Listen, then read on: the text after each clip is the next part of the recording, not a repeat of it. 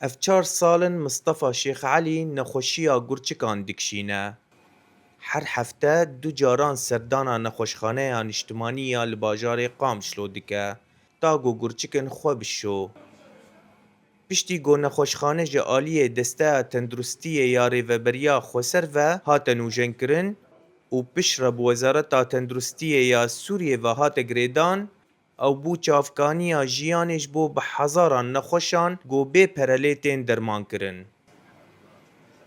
عم تشوف مستشفى دن زحمت بو يعني كامل براش كربينن اسبوعي دجارن 400 دولار كامل 400 دولار يشكر بينن از عامليه خضرام سرعة عربية شغل وكس مساعدة مناك يعني بري مواشي كيش فقيرن كسك نكار عالي مبكي وبصدال في المستشفيين ببلاش تين عمليتكن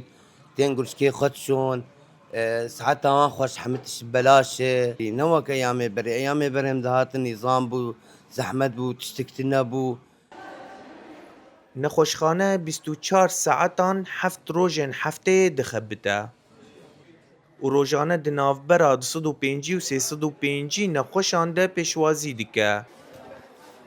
Ku ji bo sivikkirina êşa wan lênerîna bijîşkî ya bilez û gelek xizmetên dermankirinê bê pere peyda dike.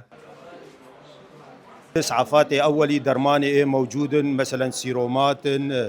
درماني اسعافي ام حمد شيدكن تخطيط قلب ام شيدكن الفيدك ايكو هي عمليات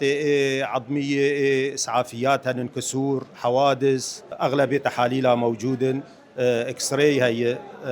اشعه طبعا اشعه هي بسيطه او جي 24 ساعات شغله طبقي محوري هي رنين هي خدمات تقريبا حم موجوده. Berî helweşandina rejîma Esed, nexweşxaneya niştimanî ya li bajarê Qamişlo ji xizmetguzariyên nebaş û destwerdana hêzên ewlehiyê di karûbarên nexweşxaneyê de êş dikişand. Diktor Ciwan Hemê got ji aliyê rejîma Esed ve ji karê xwe hatibû dûrxistin, niha rêveberê nexweşxaneyê ye. û dibêje ku ew hîn jî hewceyê alav û pêdiviyên bijîşkî ne. أمش فتشتي جوار لازم أندام إيواني دولتي إيواني عسكري بن إيواني أمني بن بريندار ببين فير معالجات كرن بس يكي مدني بي كم جراج معالجات كرن يعني بشتي قرجيم هالوشياء وكت بهنا جنازات دي جنازات برادا مش فيدا بون يعني تقبوا مش فيدا بون الجهاز قلق دي مستودعات هبون هين دي كرتونة دبون مستعمل بون دليل إنه نجم مصلحة في رجيمية إنه آلي كاريب في ملتير بك أو جهاز ولو معبون ما درخستن ما باقشكرن وبكاراتن بيتر بيوستيان مش في مثل محطة أكسجيني هي جبر محطة أكسجيني عناية مشددة شغلين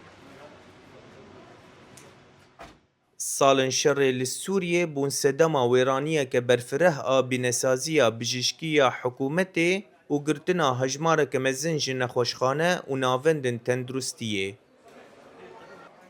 û welatînê çar mane got di nav krîzeke aborî ya dijwar de di sektora bijîşkî ya taybet de lêçûnên pir zêde bidin. Îvan Hesîb, Dengê Amerîka, Qamişlo.